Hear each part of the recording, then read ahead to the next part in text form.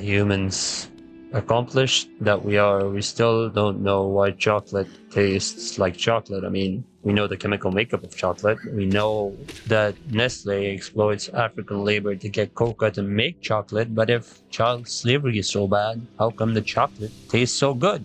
As far as science has come, as many things as it can explain, it cannot explain why chocolate tastes like chocolate and not like an orange, and it can't explain whys.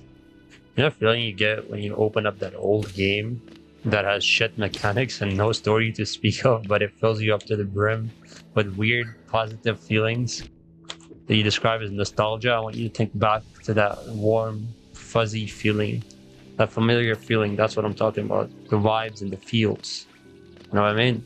Samurai Champloo is one of those anime that just has a vibe. Everything from the characters, the music to the story, everything is a vibe. The music and the intro set a certain mood which permeates throughout the show and on which the anime thrives on.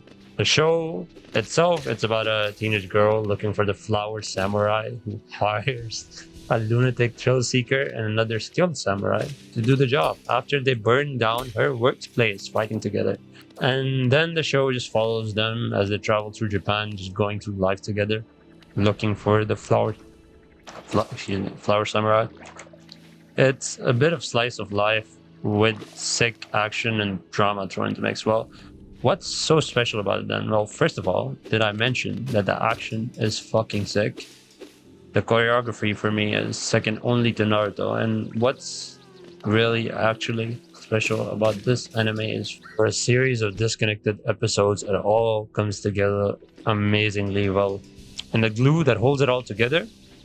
Well, vibes. The show doesn't overly rely on objectively exceptional storytelling or objectively exceptional characters, although some people would argue that it does have both those things.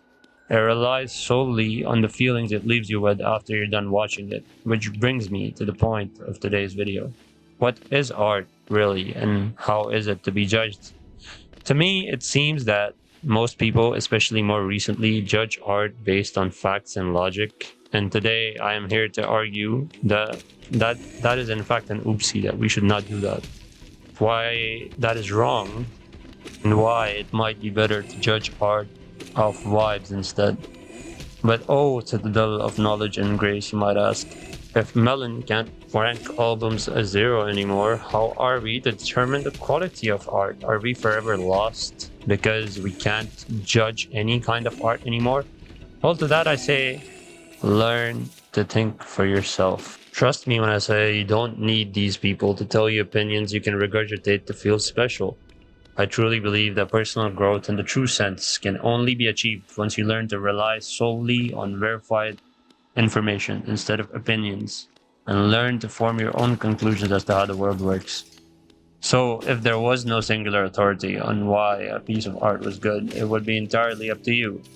Now, I am not saying that objective analysis of art or art having objectively good elements is a bad thing in of itself. In fact, I think any piece of art having great themes, layers, and other forms of objectively good elements will only contribute to the intensity of the feeling it leaves you with.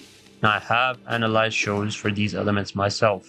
I am, however, saying that using objective metrics solely as a measure of how good a piece of art is entirely wrong.